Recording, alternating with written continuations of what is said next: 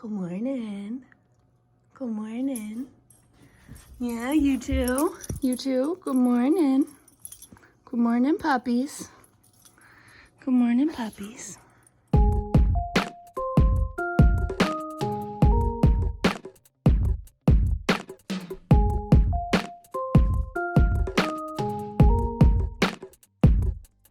For those of you who don't know, I have an autoimmune disease called ulcerative colitis. It affects my digestive system. I'm going to be doing a video all about that, so if it is done already, I'll make sure to link that down below. Because of my disease, a lot of foods hurt me and there's a lot of things that I can't eat. So today I'm going to be showing you all of the things that I actually do eat in a day. So right now it's 9:30. It's a little earlier than I normally would wake up. I normally would get up around 10, but the dogs woke me up early today. You can probably, Sadie's still walking around. But the first thing I have to do after I wake up is take my meds. And I can't take my meds unless I have something in my body. So we got a protein shake. Now before I've had the Atkins ones. This is a new brand that we're trying because these come from Sam's, so we can order in bulk. So this will be my lovely breakfast. Yummy, right? And then I'll get to take my meds.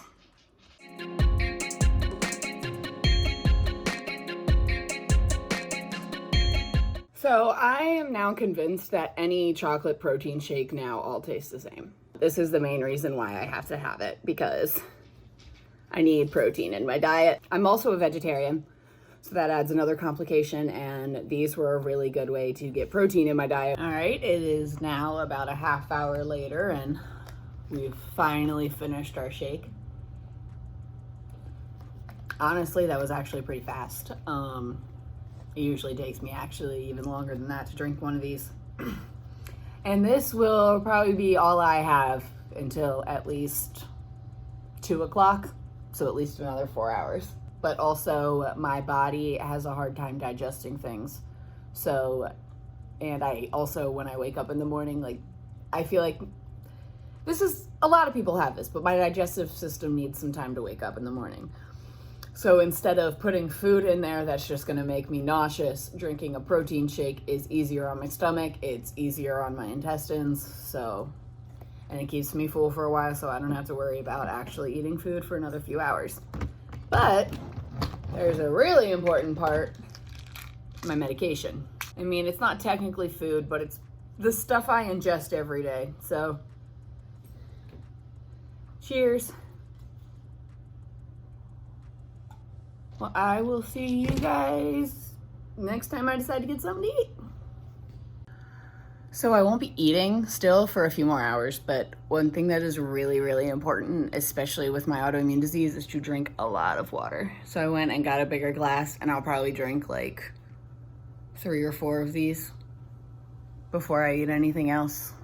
Just gotta stay super extra hydrated when you got digestive issues. All right, we got our lovely Brita here that I have to fill up millions of times a day. And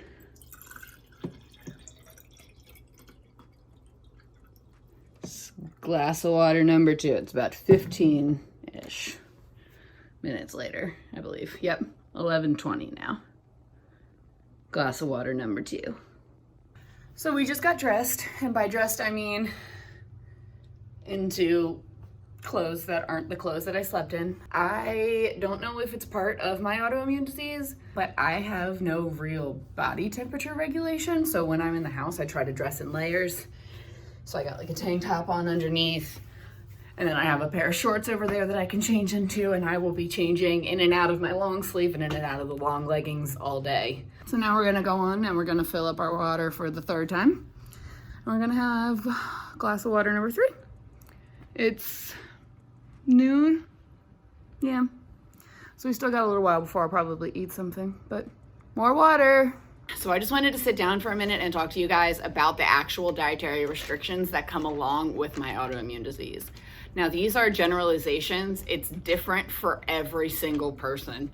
For example, I know somebody with this disease who does not tolerate dairy at all, but I can handle it, okay? Same thing with gluten. I still eat gluten, but a lot of people with my disease can't handle it at all. This is my list. Actually, Jake made this list a long time ago. He went online and did research and made this list for me, and we keep it on our fridge. The first thing on the don't list is caffeine. I haven't had a cup of coffee since I was 18 years old. Went through all of college and started grad school, and I have not had any coffee, energy drinks, anything like that.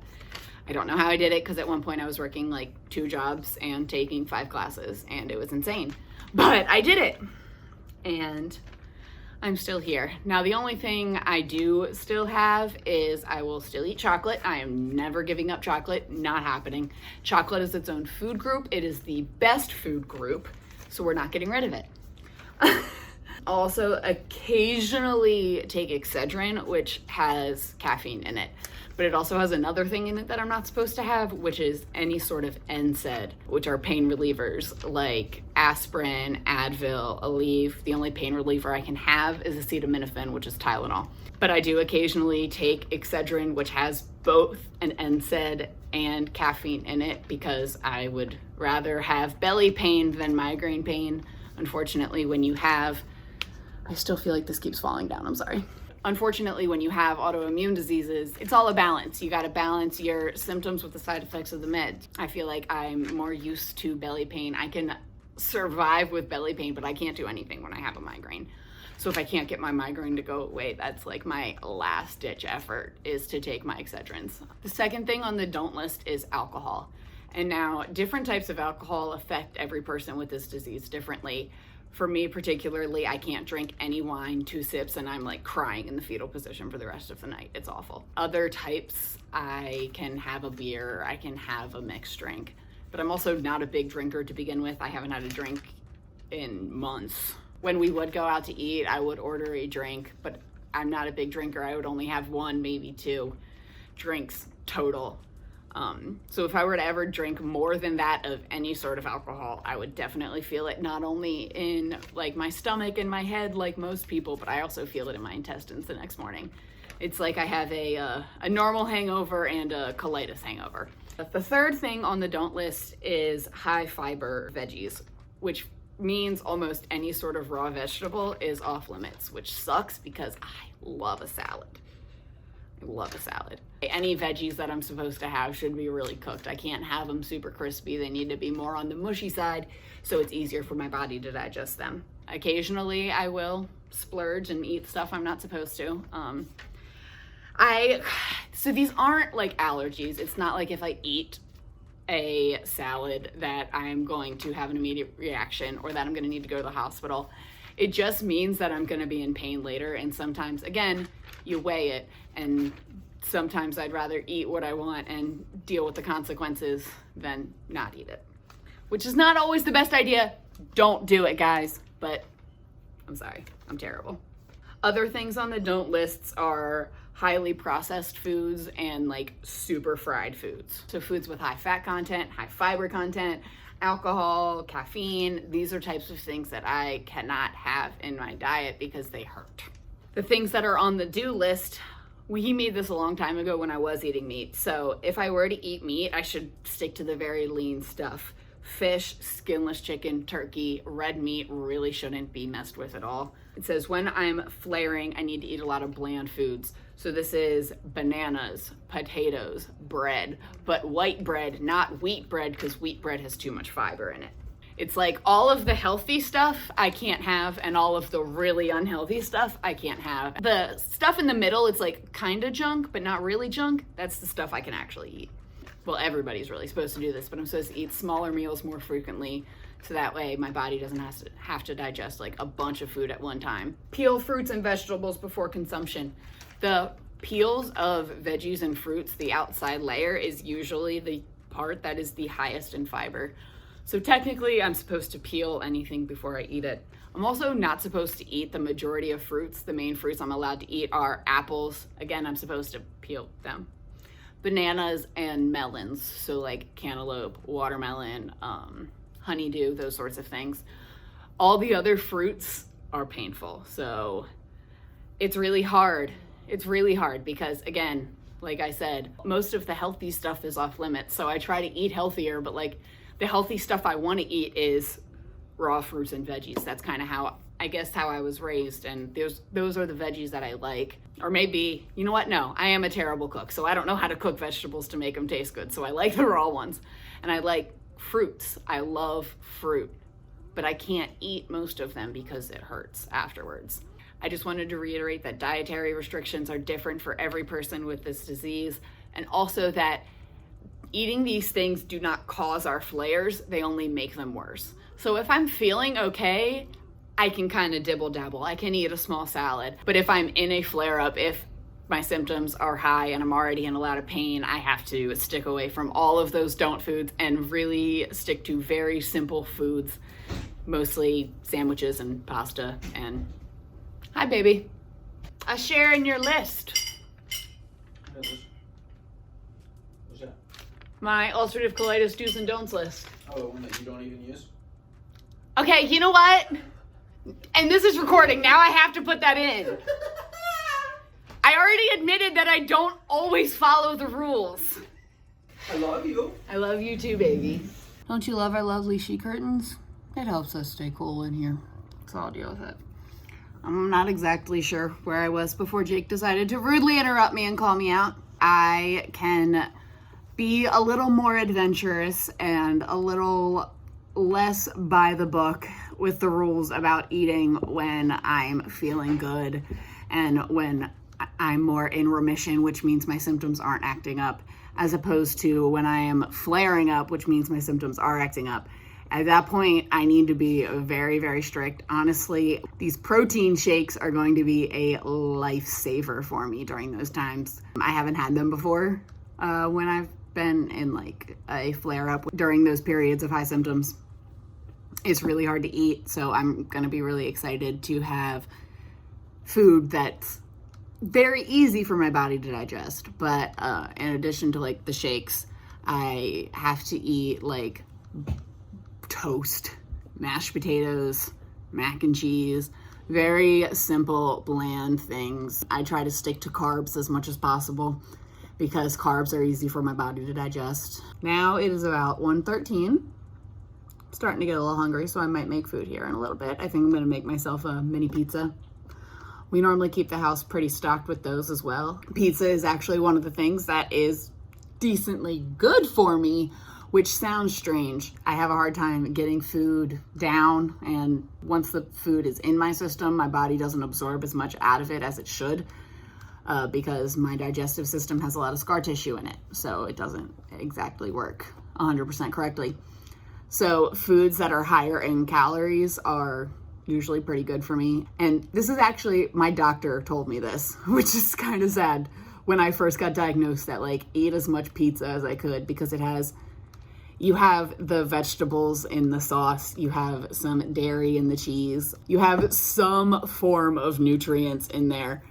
And when your intestines aren't feeling great, you kind of got to settle for what you can. And settling for, yeah, pizza sauce is vegetables is definitely something that I do quite often. So yeah, I'm probably just gonna go make myself a little mini pizza here in a little bit, and I'll see you then. All right, it's now like 1:30 and my water was empty, so I figured I might as well fill up my water. And while I'm doing that, I can also put my pizza in. And we got a pizza. And you can see my dirty apartment in the background. Why am I wearing white when I'm cooking pizza? That's a smart one. Here's my pizza, all done. A little crispy on top, but we just gonna...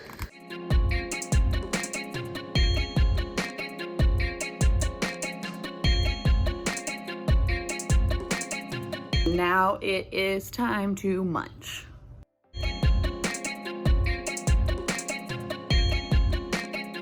Another thing that you guys need to know about me, I have a huge sweet tooth.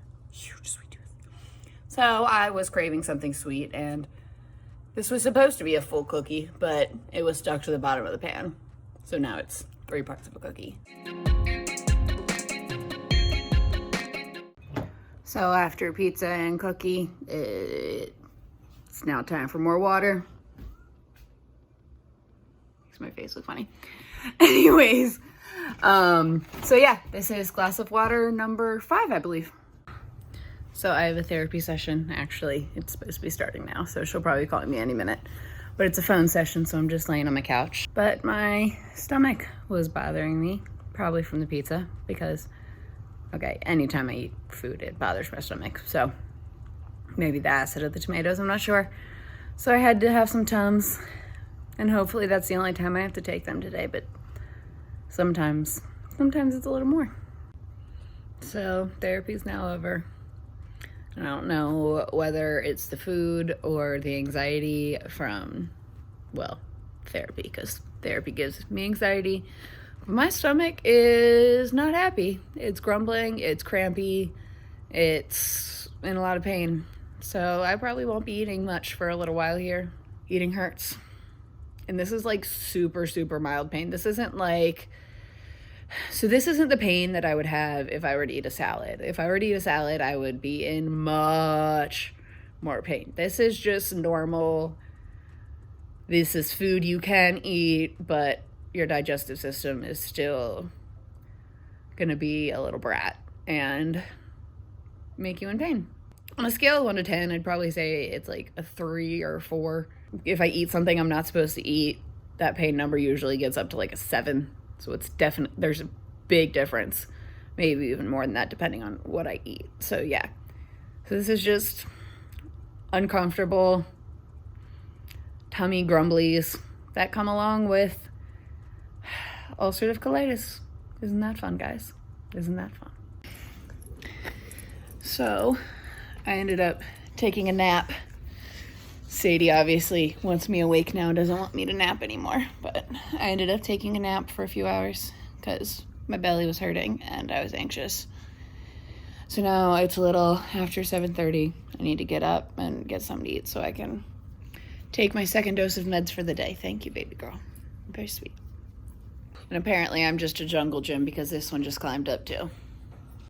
So it's about an hour later at this point, and I finally got up and I got some water, and I couldn't decide what to eat because I struggle with food, not only because of my autoimmune disease, but also I can't cook. I don't want to cook. I don't want to do any of it. So, yeah. Anyways, I finally found something. Nice bowl of cereal. And this will be dinner, or at least dinner part 1. Maybe I'll eat more later.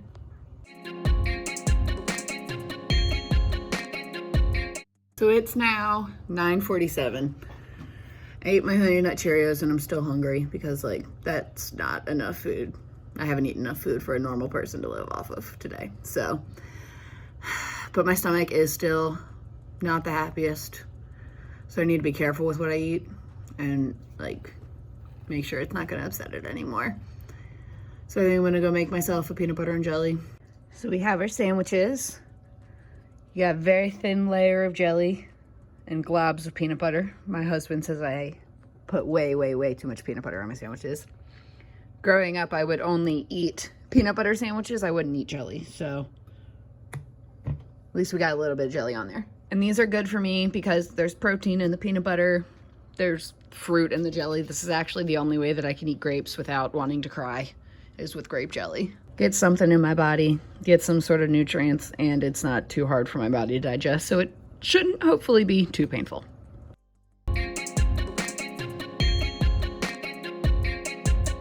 So I ate the first sandwich and then I think I ate 1 bite of the second one and I was stuffed. I couldn't handle it anymore. And I guess that's a perk of marriage because I could just give it to Jake and the food wasn't wasted. So we both got a 10 p.m. PB&J. Just a little bedtime snack. It's bedtime now, or it's about to be. Jake is walking the dogs real quick and I was gonna wrap up this video. It's about midnight. We usually go to bed around midnight-ish. We'll get ready and then I'll take my meds for the final time. So I take meds 3 times a day. I don't remember how much water I drank today, but 7, 8 glasses at least. And then I had my shake and my pizza and my sandwich and a cookie. I did eat another cookie. I ate the last cookie, so I'm gonna have to make more. That is basically what I eat most days. Any sort of variation of those. I eat very simple meals that I can kind of sort of get some sort of nutritional like value out of, but that also aren't going to hurt me. It's hard. It's really hard. But I'm finally starting to gain a little bit of weight again, which is really good. I'm trying. It doesn't look like. I have the diet of a 5-year-old, but I'm genuinely trying to be healthier, and that diet of the 5-year-old helps me. I guess that's just the chronic illness life for you. I hope you enjoyed this video. I hope you learned a little something. If you have questions about anything, leave them down in the comments below. Make sure that you click the like button and hit subscribe and ring the notification bell so that way you will be the first to know every time I upload a new video. I upload videos twice a week now on Tuesdays and Fridays at 11 a.m. So make sure that you hit the notification bell so you will know every single time the video is uploaded. Well, I'm gonna go and get ready for bed now. I'll be filming tomorrow, I think. So I'll probably see you guys then. I hope you enjoyed this video. Again, like, subscribe, notification bell, all of the above. I'm Devin. This has been Just a Mental Note, and I'll see you next time.